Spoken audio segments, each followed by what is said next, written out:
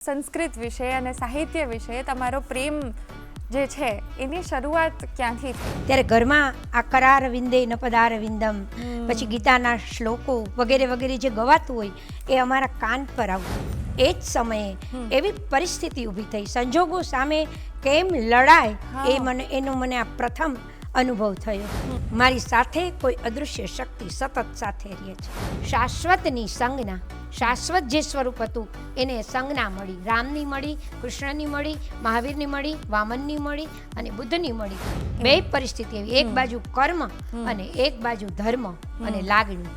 અને એ બંને વચ્ચે મને ખબર નથી કે મને કઈ શક્તિએ મદદ કરી છે કે ક્યારેય નાસીપાસ થાવ તો આત્મહત્યાનો રસ્તો ન પકડવો.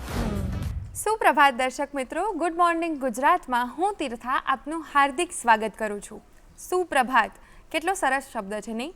તમને ખબર છે પ્રભાત જે શબ્દ છે એનું પણ સંસ્કૃતમાં ખરેખર અર્થ એવો થાય છે, ખાલી સવાર નથી એનો અર્થ છે કે અંધકાર પછી આવતું અજવાળું.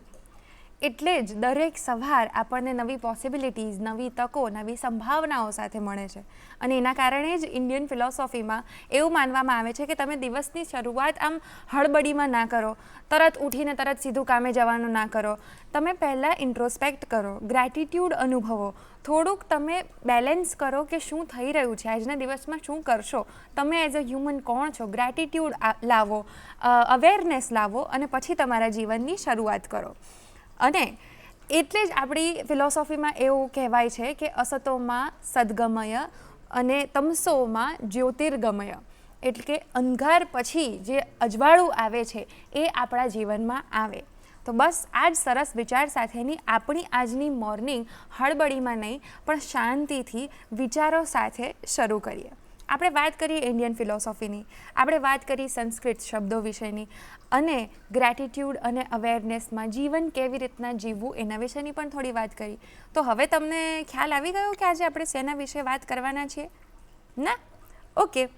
જ્ઞાન, વિચાર અને જીવન જીવવાની દૃષ્ટિ આપવા માટે આજે આપણી સાથે જોડાયા છે આપણા સરસ મહેમાન ડૉક્ટર પારુલ મહેતા, જેઓ પ્રોફેસર છે, ફિલોસોફર છે, રાઇટર છે, મોટિવેશનલ સ્પીકર છે અને વિચારને અનુભૂતિને વિચારને અનુભૂતિ બનાવતા પ્રખર વિદુષી છે. તો ચાલો એમની સાથેની આપણી વાતચીત હવે આપણે શરૂ કરીએ. નમસ્તે મેમ. જી નમસ્કાર, સુપ્રભાતમ. સુપ્રભાતમ. જયતુ સંસ્કૃતમ. જયતુ સંસ્કૃતમ. વાહ, સરસ મજાની સવારે સંસ્કૃતમાં તમારી સાથે વાત કરવાની શરૂઆત થઈ છે. ભલે બે જ શબ્દો મને આવડે છે પણ તમે અમને ચોક્કસ વધારે જ્ઞાન આપજો અને એના વિશેની. તો સંસ્કૃત વિશે અને સાહિત્ય વિશે તમારો પ્રેમ જે છે એની શરૂઆત ક્યાંથી થઈ? એમાં એવું થયું છે કે હું સાવ નાનપણમાં જ મારા ઘરમાં જ એ વાતાવરણ હતું. અચ્છા. મારા મમ્મી દરરોજ રાત્રે ઘરમાં ગીતા, ભાગવત, રામાયણ એનું પઠન કરતા. ત્યારે અમે તો બહુ જ બાળક અવસ્થામાં હતા પણ ઘરમાં વાંચતા, પરીક્ષાના દિવસોમાં અમે વાંચતા હોઈએ ત્યારે ઘરમાં આ કરાર વિંદે ન પદાર વિંદમ, પછી ગીતાના શ્લોકો વગેરે વગેરે જે ગવાતું હોય એ અમારા કાન પર આવતું. અને એ આજે પણ મને કંઠસ્થ છે. અને ધીમે ધીમે ધીમે વર્ષો ગયા અને એ સ્મૃતિ છે એણે મારા મન ઉપર કબજો જમાવ્યો અને મારો સંસ્કૃત તરફનો અનુરાગ વધ્યો. વાહ. અને આ રીતે હું સંસ્કૃત વિષય સાથે મેં અભ્યાસ કર્યો અને હું સંસ્કૃતની જ પ્રોફેસર બની. અરે વાહ. અને તમે સંસ્કૃતના પ્રોફેસર બન્યા એ પછીનો કોઈ એવો ઇન્સિડન્ટ છે, કોઈ એવી ઘટના છે જેનાથી તમને એવું થયું કે સાચે જ શાસ્ત્ર છે અથવા સંસ્કૃત છે અથવા સાહિત્ય છે એ કોઈનું જીવન બદલી શકે છે? મારા પોતાના જીવનમાં જ એક ઘટના બની. અચ્છા. મેં જોબ ચાલુ કરી. મારે અત્યારે 33 વર્ષ થયા, હું પ્રોફેસર છું. હું PhDની ગાઈડ છું. ઓકે. પહેલો પ્રસંગ મારા જીવનમાં એક એવો આવ્યો કે કોરોનાનો સમય હતો 2020ની સાલમાં. ત્યારે લોકોને બહુ બહાર નીકળવાનું હતું નહીં અને મારા PhDના એક સ્ટુડન્ટનો મારે વાયવા ગોઠવવાનો હતો. વાયવા ગોઠવવો ફરજિયાત હતો કારણ કે 3 દિવસ પછી એને એપ્લિકેશન GPSCમાં કરવાની હતી, એ ડેટ જતી રહી એવું હતું. એટલે એમનો મને ફોન આવ્યો કે મેડમ વાયવા આપ ગોઠવી આપશો? કાંઈ વાંધો નહીં.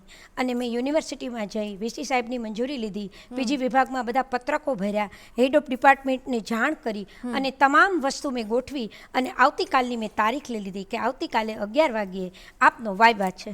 મેં અહીંયા ગુજરાત યુનિવર્સિટીના રેફરીને ફોન કરી દીધો કે આવતીકાલે આપણે ઓનલાઈન વાયવા યોજીએ છીએ અને આપે તૈયાર રહેવાનું છે. મેં વિદ્યાર્થી સુરેન્દ્રનગર હતો એને ફોન કરી દીધો કે આવતીકાલે 11 વાગે આપણે લોકોએ વાયવામાં જોડાઈ જવાનું છે અને હું વાયવા લઈશ. અને મેડમ એ જ સમયે એવી પરિસ્થિતિ ઊભી થઈ, સંજોગો સામે કેમ લડાય એનો મને આ પ્રથમ અનુભવ થયો. એ જ રાત્રે બધું જ ગોઠવાઈ ગયું. બીજે દિવસે સવારે 11 વાગે વાયવા લેવો હતો અને ત્યારે જ એ જ સમયે સાંજે 7 વાગે મારા મમ્મી ગુજરી ગયા. મારા જીવનનો આ પ્રથમ પડકાર આવ્યો.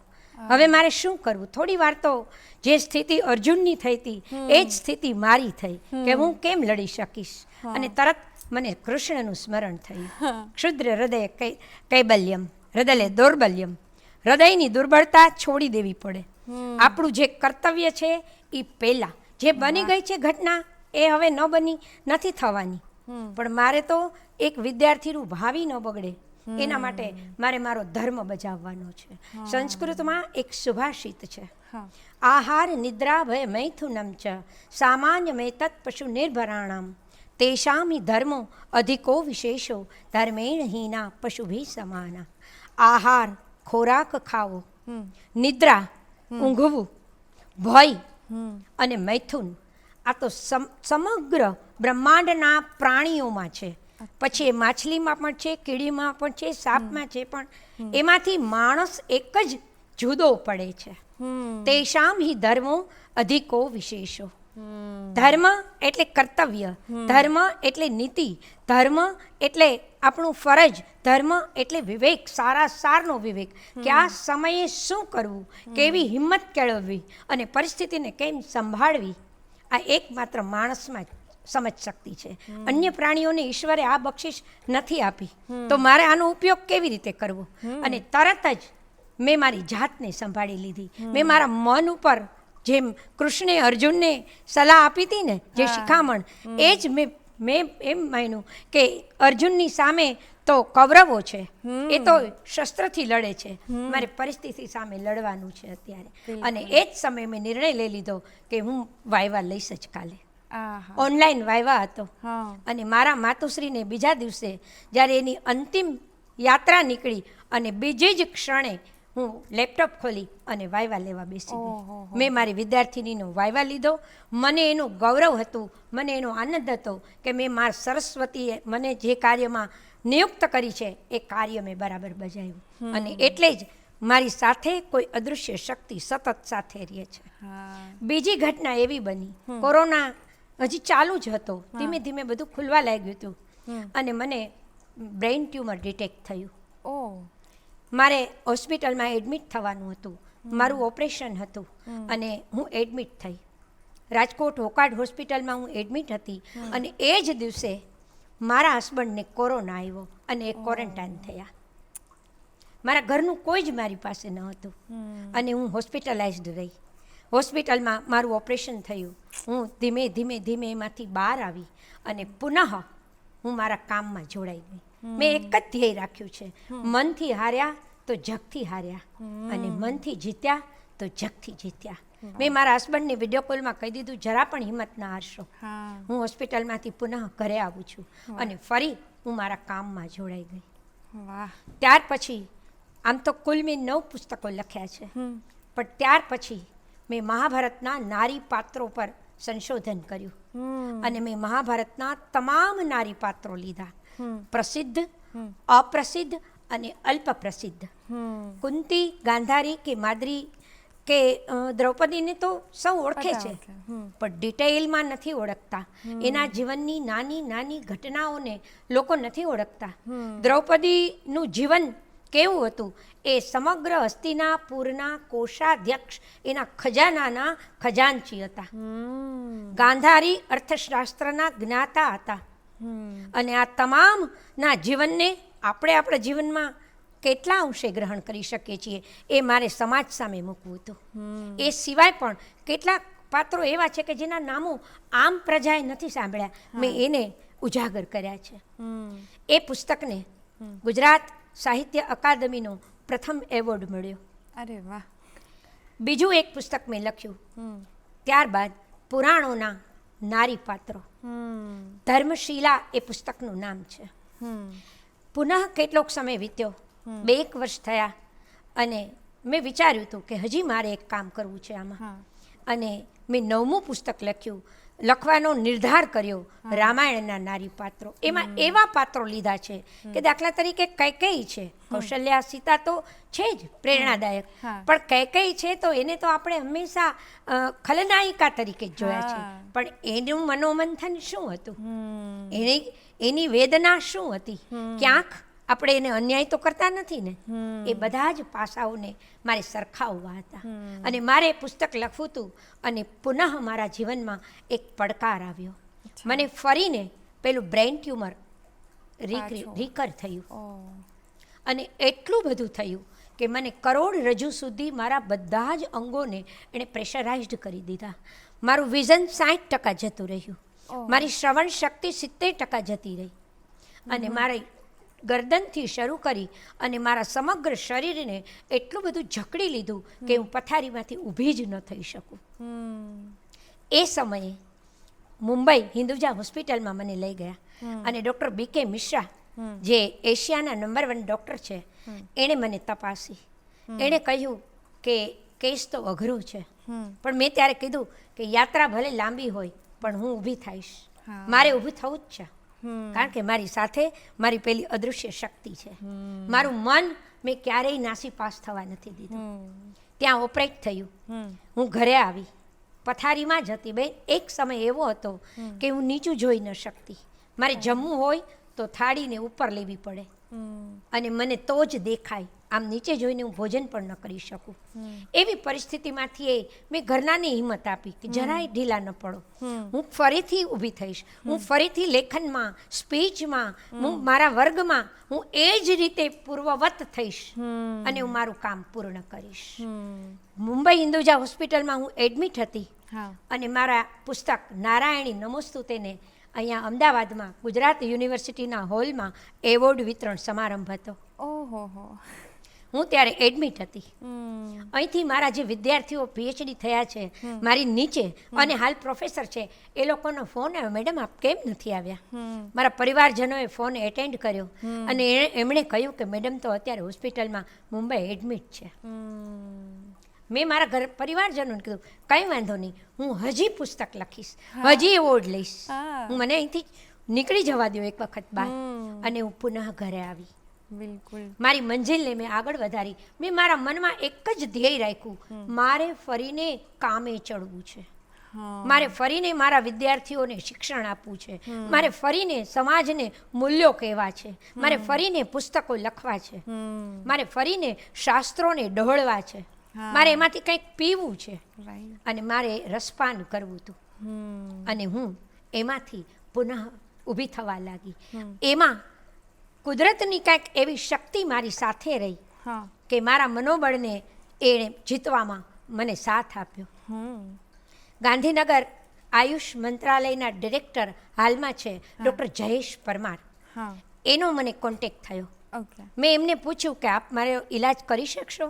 એમણે કહ્યું કે આપ ગાંધીનગર આવો, અને હું આપના રિપોર્ટ જોઈ અને આપની ઈલાજ કરીશ. હું ગાંધીનગર ગઈ, અને એમણે મને પર્સનલ તપાસી, મારા તમામ રિપોર્ટ્સ જોયા, અને એણે કીધું કે હું પ્રયત્ન કરું છું તમારા ટ્યુમરને આપણે ધીમે ધીમે ધીમે ઘટાડીએ. અને આજે 2.5 વર્ષ થયા, એમની દવાને કારણે મારું ટ્યુમર ડે બાય ડે ઘટી રહ્યું છે.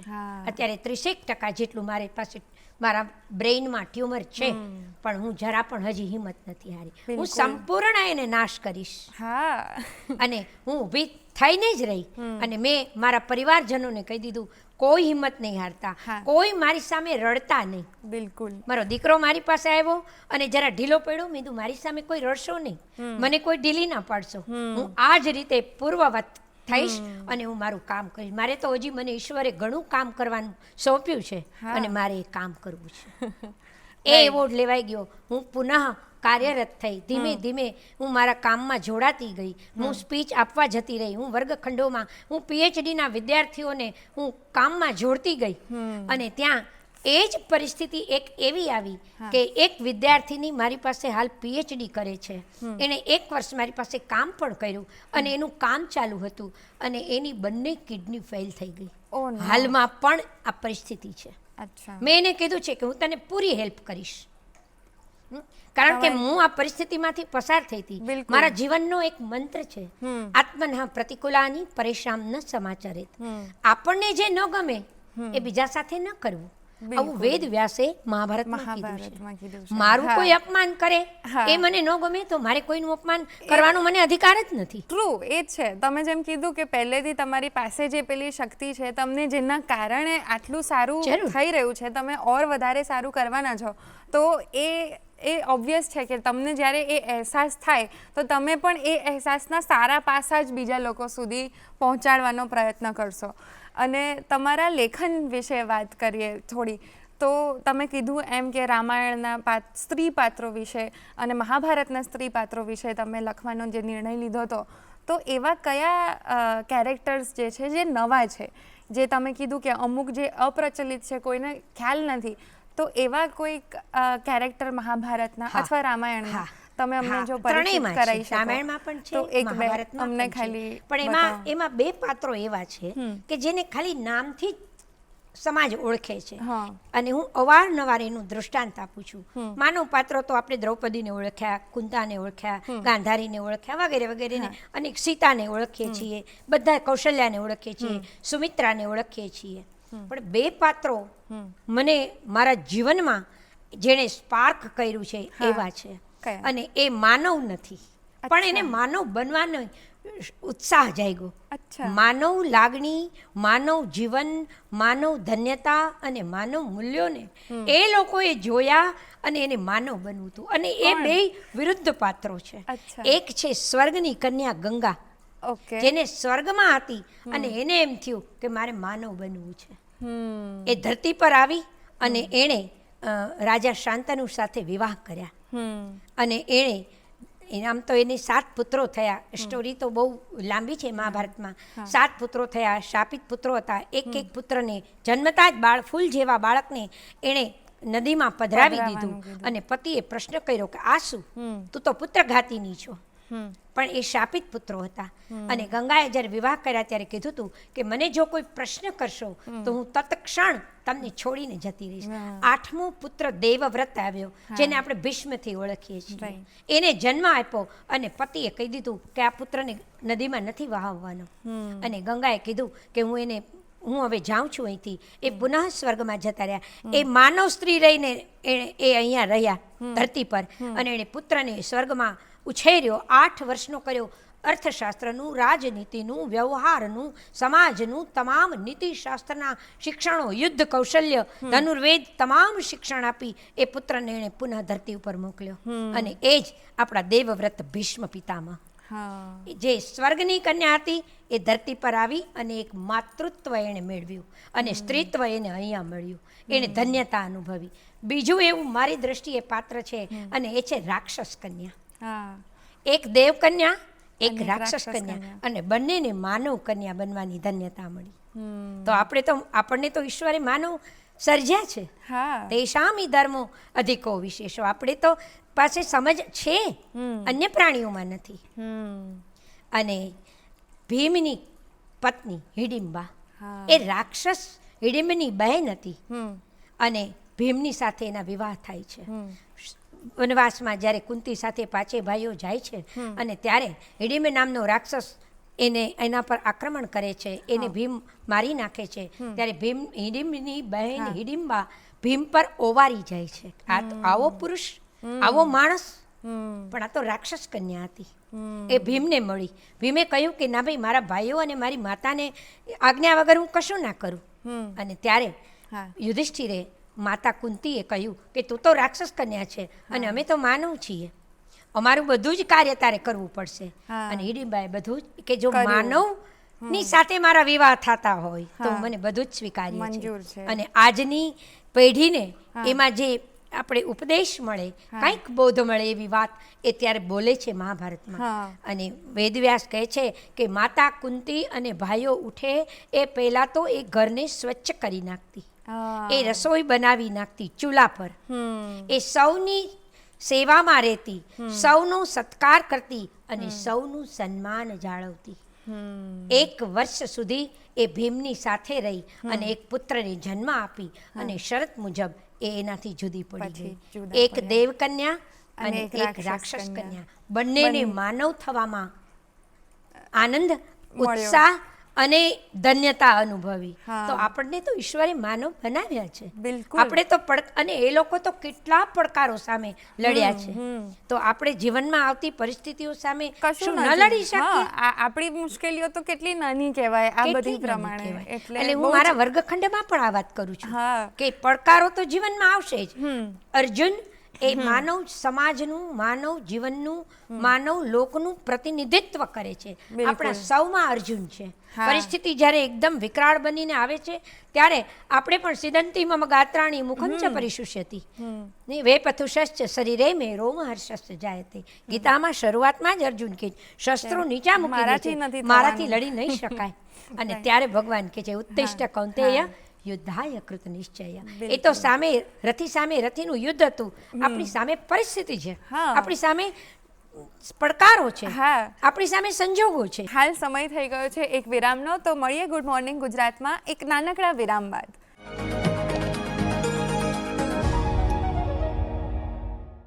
ગુડ મોર્નિંગ ગુજરાતમાં વિરામ બાદ આપ સૌનું ફરીથી હાર્દિક સ્વાગત છે. આજે આપણે વાત કરીએ છીએ સંસ્કૃત લિટરેચર પર ડૉક્ટર પારુલ મહેતા સાથે. તો એમની સાથેની આપણે વાતચીત હવે કન્ટિન્યુ કરીએ. મેમ, આપણે વાત કરી કે જે પણ ઇન્સાઇટ્સ છે આપણા સંસ્કૃત લિટરેચરમાં, જે એનો પાવર છે એ ત્યારે તો લોકો કનેક્ટ કરતા હતા, પણ અત્યારે યુથ સાથે એ વસ્તુઓ પહોંચાડવી થોડી અઘરી પડે છે, કારણ કે લોકો પાસે સમય નથી અથવા ઈચ્છા નથી, એ કનેક્શન નથી બેસતું કે એમાં પાવર છે. અત્યારે જ્યારે યોગાને યુએસમાં બધા લોકો બહુ જ વધારે વખાણે છે, પછી બધા પાછા આવે છે અહીંયા આગળ કે હા યોગા સારું, યોગા સારું, પણ વર્ષોથી, આટલા વર્ષોથી આપણે કરતા હતા એમાં નથી. તો આપણે એ બધા જે વેલ્યુઝ છે, જે તમે કીધા એટલા બેનિફિટ્સ છે જે આપણા સ્ક્રિપ્ચર્સમાં છે, એ અત્યારે યુથ સાથે કનેક્ટ કરવા હોય તો એ કેવી રીતે થઈ શકે? મેડમ, આ સંજોગોમાં ગુજરાત, આમ તો ભારત સરકારશ્રીએ નવી શિક્ષણ નીતિ અમલમાં મૂકી છે અને એમાં ધોરણ 6થી એ લોકોએ ભગવદ્ ગીતા અભ્યાસક્રમમાં મૂકી છે. નાના બાળકોને વાર્તાઓના સ્વરૂપે, નાના ઉપનિષદની વાર્તાઓ, ભગવદ્ ગીતાની વાર્તા સ્વરૂપે એને એ રીતે એ લોકોએ એમના જીવનમાં પહેલેથી જ જો શાસ્ત્રો નાનપણથી જ જોડાશે તો કાંઈક એ બાળકો આગળ જતા માત્ર પૈસા પાછળની દોટ નહીં મૂકે, પૈસાની સાથે સાથે મૂલ્યને પણ એ શીખશે, સમજશે અને આચરણમાં મૂકશે. બિલકુલ. અને જ્યારે આપણે શીખવવાની વાત કરીએ તો જ્યારે બાળકોને મળે ત્યારે વધારે મહત્ત્વનું શું છે? તમે ફિલોસોફર પણ છો અને રાઇટર પણ છો, એટલે બંને આસ્પેક્ટથી પૂછું છું કે શબ્દો પહોંચે એ વધારે જરૂરી છે કે અનુભવો પહોંચે એ વધારે જરૂરી છે? અનુભવ પહોંચે એ વધારે જરૂરી છે બાળક માટે. અચ્છા. કોઈ વ્યક્તિ જઈ અને એની સામે પોતાના વિચાર કહે અને સાથે સાથે પોતાનો અનુભવ કહેશે તો એના ઉપર વધારે અસર કરશે. એટલે આપણા સ્ક્રિપ્ચર્સમાં જે પણ ઇન્સિડેન્ટલ બેઝડ સ્ટોરીઝ છે એ જો આપણે એક્ઝામ્પલ તરીકે એમને કહીશું તો એ વધારે સારી રીતના કનેક્ટ થઈ શકે છે. અને બિંગ અ વુમન, તમે રાઇટર, ફિલોસોફર છો, આટલા બધા અવોર્ડ્સ મળ્યા છે, તો તમારી એકેડેમિક જર્નીમાં તમને કોઈક અડચણો આવ્યા હોય એઝ અ વુમન અને એને તમે પાર કરી શક્યા હો? ખૂબ આવી. કઈ રીતના? જ્યારે હું કોલેજમાં ભણતી ત્યારે મારી ઉંમર જ હજી 19-20 વર્ષની હતી. જે મારા મેરેજ પણ નહોતા થયા અને હું ફાઇનલ યરમાં હતી. સ્પેશિયલ સંસ્કૃત સાથે હું ભણતી હતી અને મારું એક જ ધ્યેય હતું કે મારે બરાબર ભણવું છે અને પ્રોફેસર જ થવું છે. મારે નથી પીટીસી કરવું, નથી બીએડ કરવું, મારે પ્રોફેસર થવું છે. આ એક જ મિશન સાથે હું ભણતી હતી અને કોલેજના ફાઇનલ યરમાં હતી અને મારા મમ્મીને સખત બીમારી આવી. ખૂબ હોસ્પિટલમાં રહ્યા. હું એ દિવસોમાં હોસ્પિટલમાં એમની સેવામાં રહી અને મારે કોલેજ જવાનું થોડા દિવસો છૂટી ગયું. પુનઃ મેં જેમ કીધું એમ હું ક્યારેય હિંમત નથી હારી. હા. ફરીથી મેં પુસ્તકો ઉપાડ્યા, ફરીથી વાંચવાનું ચાલુ કર્યું, ફરીથી પ્રોફેસરોને સંપર્કમાં આવી, મટીરિયલ લઈ લીધું અને મેં એટલી બધી મહેનત કરી કે એ વર્ષે હું સૌરાષ્ટ્ર યુનિવર્સિટી ફર્સ્ટ આવી અને મને 2 ગોલ્ડ મેડલ મળ્યા. અરે વાહ. આ પરિસ્થિતિ સામે લડવાનો, મુકાબલો કરવાનો અને દ્રઢ મનોબળનો મારો પ્રત્યક્ષ ઉદાહરણ છે. હા. કે જો આ પરિસ્થિતિમાંથી જો તમે એક વખત તમે નાસીપાસ થઈ ગયા, કૃષ્ણે કીધું છે અર્જુનને કે લડવાનું તો તારે છે, હું તારી સાથે છું, હું શસ્ત્ર નહીં ઉપાડું. એમ મારી સાથે પણ કોઈક એવી શક્તિ છે જે મને લડવા માટે પ્રેરે છે. લડું છું હું, પણ એ મારી સાથે છે. બરાબર. અને આ દરેક પડાવે તમે મનોબળથી પાછા આવીને તમારી જર્ની કન્ટિન્યુ કરો છો, બીજા લોકોને પણ મોટિવેશનલ સ્પીકર તરીકે તમે શેર કરો છો. તો ક્યારેક એવું બન્યું હોય કે કોઈ ઇન્સિડન્ટ તમારા માટે એક એ ઇન્ટેલેક્ચ્યુઅલ વસ્તુ હોય, આમ એ સ્ક્રિપ્ચરની વસ્તુ હોય જેને તમે ઇન્ટેલેક્ચ્યુઅલી પ્રોસેસ કરવા માંગતા હો, પણ એ ઇમોશનલ બની ગઈ હોય તમારા માટે? બસ એ આ જ એક વસ્તુ તો કે મારા વિદ્યાર્થીનીનો વાયવા અને મારા માતાનું મૃત્યુ, 2 પરિસ્થિતિ એવી, એક બાજુ કર્મ અને એક બાજુ ધર્મ અને લાગણી, અને એ બંને વચ્ચે મને ખબર નથી કે મને કઈ શક્તિએ મદદ કરી છે, પણ મેં નક્કી કર્યું હતું કે હું મારું કર્મમાંથી ચ્યુત નહીં થાઉં. કારણ કે કૃષ્ણે અર્જુનને આ જ કીધું હતું, કર્મમાંથી મના એવ મનુષ્યાણામ કારણમ બંધ મોક્ષયો. મનને તમે મક્કમ રાખશો ને તો ક્યારેય પડવા નહીં દે તમને. આપણે કરતા કંઈ જ નથી, આપણે તો પરિશ્રમ કરવાનો છે, પુરુષાર્થ કરવાનો છે. પેલી શક્તિ છે ને આપણી સાથે જ છે, અને ક્યારેય સક્સેસનો આ એક જીવન મંત્ર છે, અને આનાથી જ આગળ વધી શકાય છે. હા. અને તમને તમારી આટલી બધી તમે 9 પુસ્તકો જે લખ્યા છે, તો એમાં અલગ અલગ અવોર્ડ્સ પણ મળ્યા છે. તો અવોર્ડ્સ મળે ત્યારે તમને હવે શું અનુભવાય છે? એક ખુશી અનુભવાય છે કે રિસ્પોન્સિબિલિટી વધારે આવે છે? બીકોઝ એક કરતાં બીજું સારું સ્વાભાવિક છે, કારણ કે માણસ છીએ એટલે હું ખુશી તો ખૂબ અનુભવું છું. અને મને કોઈ એમ કે વાહ વાહ તમને એવોર્ડ મળ્યો, ત્યારે મને બહુ આનંદ પણ થાય છે.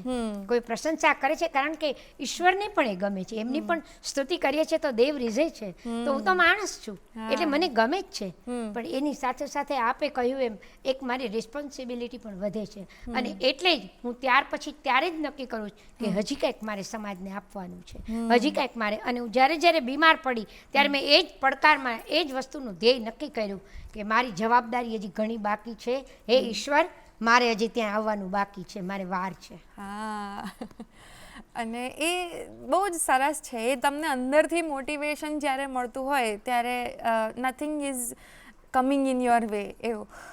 તમે જે તમારી પુસ્તક છે શાશ્વતની સંજ્ઞા અને નારાયણી નમોસ્તુતે, તો એ જ્યારે લખતા હતા એ લખવાની પ્રોસેસમાં તમે શું શોધી રહ્યા હતા, શું વિચાર હતો? શાશ્વતની સંજ્ઞા છે એને મેં વેદ અને ઉપનિષદમાં નિર્ગુણ નિરાકાર ઈશ્વરના સ્વરૂપની વાત છે, એને મેં ગીતા, રામાયણ અને મહાભારતમાં રામ, બુદ્ધ, કૃષ્ણ, મહાવીર જે અવતારો થયા એને મેં નિરાકારને મેં સાકાર સ્વરૂપની કલ્પનામાં મૂક્યું છે. એટલે શાશ્વતની સંજ્ઞા, શાશ્વત જે સ્વરૂપ હતું એને સંજ્ઞા મળી, રામની મળી, કૃષ્ણની મળી, મહાવીરની મળી, વામનની મળી અને બુદ્ધની મળી. જે અવતારોની યાત્રા ચાલુ થઈ એ ત્યારથી થઈ, એ મેં એમાં આખું આલેખન કર્યું છે.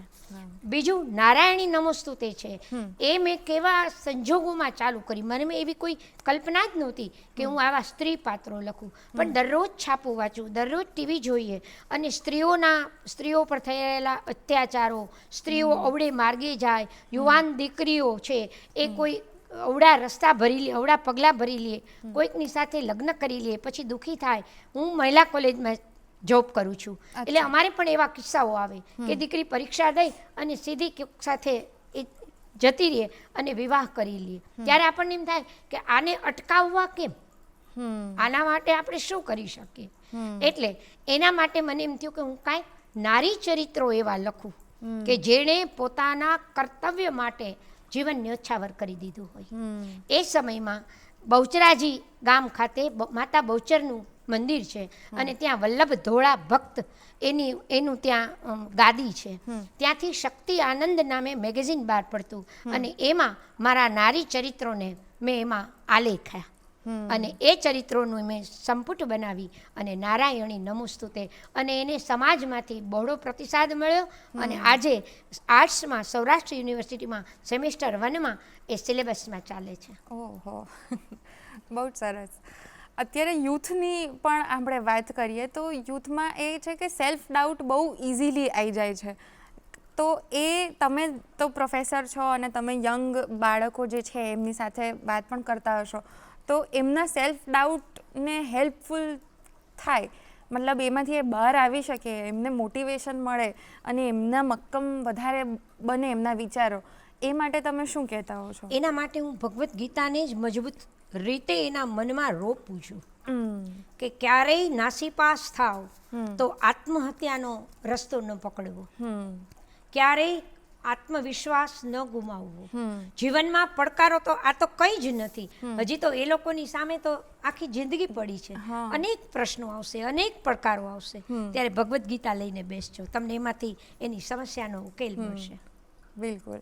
અને તમે રિસર્ચ કરો છો, પબ્લિક સ્પીકર છો અને ટીચિંગ કરો છો, બધું જ છે, તો તમારું પોતાનું ઇમોશનલ ગ્રાઉન્ડેડ કેવી રીતના રહે છે તમારું જે બીઈંગ છે એ? હું વેદવ્યાસના વિધાનને સાથે રાખીને ચાલું છું. 2 વાક્યો એના મારા જીવનનો મંત્ર બની ગયા છે. એક, એને આખું મહાભારત લખ્યું પણ એને એનો એક સાર એક જ વાક્યમાં કીધો. પરોપકાર અષ્ટાદશ પુરાણેષુ વ્યાસસ્ય વચનદ્વયમ. 18 પુરાણો લખ્યા પછી એને 2 જ વાક્યો કીધા. પરોપકારાય પુણ્યાય પાપાય પરપીડનમ. પાપ કોને કહેવાય અને પુણ્ય પછી કરવું શું એ આપણે નક્કી કરવાનું છે. કોઈને મદદ કરો, કોઈને એના હેલ્પ કરીએ, કોઈને ઉપયોગી થઈએ, એ પુણ્ય છે. અને પર પીડા આપવી કોઈને, એ પાપ છે. હું આ 2 જ વાક્યને મારા જીવનમાં મેં ઉતાર્યા છે કે આ જ વસ્તુ છે. કોઈને હું મારા વિદ્યાર્થીઓને ક્યારેય નાસીપાસ થવા નથી દેતી અને હું એને પુણ્ય માનું છું. અને તમે ખુદ એક પાવરફુલ વુમન છો. તમારી જે ઇન્સ્પિરેશન્સ છે એ પણ આપણા ઇન્ડિયન સ્ક્રિપ્ચર્સની જે પાવરફુલ વિમેન છે એ રહી છે અને અત્યારે આટલા સક્સેસફુલ છો. તો બીઈંગ અ વુમન, બીઈંગ અ professor, being motivational speaker, writer, philosopher, તમે સક્સેસને કઈ રીતના ડિફાઇન કરશો? સક્સેસ જોઈએ તો પહેલાં પુરુષાર્થ કરવો પડે. આપણે બેઠા બેઠા સપના જોયા કરવાથી કોઈ આપણી સાથે આવવાનું નથી.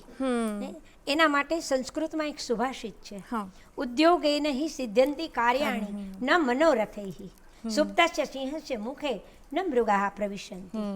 પુરુષાર્થ કરશો તો સિદ્ધિ તમારી સાથે છે.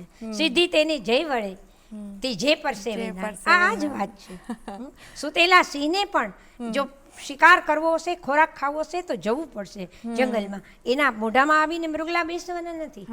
એટલે પુરુષાર્થ છે એનો કોઈ જ વિકલ્પ નથી.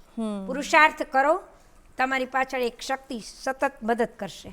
વાહ, આ મારા જીવનનું ધ્યેય છે અને આ જ મારી માન્યતા છે. હા, બહુ જ સરસ છે. અમે ડેફિનેટલી એનાથી ઇન્સ્પાયર થયા છે અને આઈ હોપ કે હજી તમે વધારે લખો અને વધારે યુથને અને વિમેનને ઇન્સ્પાયર કરતા રહો. અત્યારે એન્ડિંગ કરીએ એ પહેલાં એક નાનકડો રેપિડ ફાયર રાઉન્ડ અમે બનાવ્યો છે. તો ધીસ ઓર ધેટ જેવા ક્વેશ્ચન છે, તમારે ખાલી ચૂઝ કરવાનું છે, આ અથવા આ. તો રેડી? ટીચિંગ કે રિસર્ચ? ટીચિંગ. ક્લાસરૂમ કે પછી કોન્ફરન્સ સ્ટેજ? ક્લાસરૂમ.